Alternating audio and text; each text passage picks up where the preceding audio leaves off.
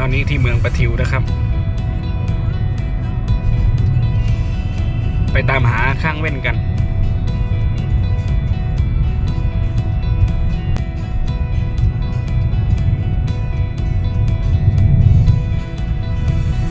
วัดถ้ำเขาพลูใกล้ถึงแล้วครับ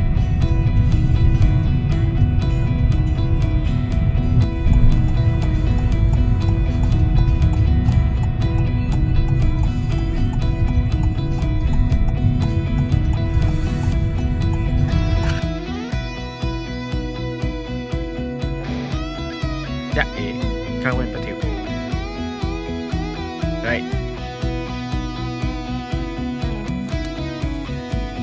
นั่นแหละ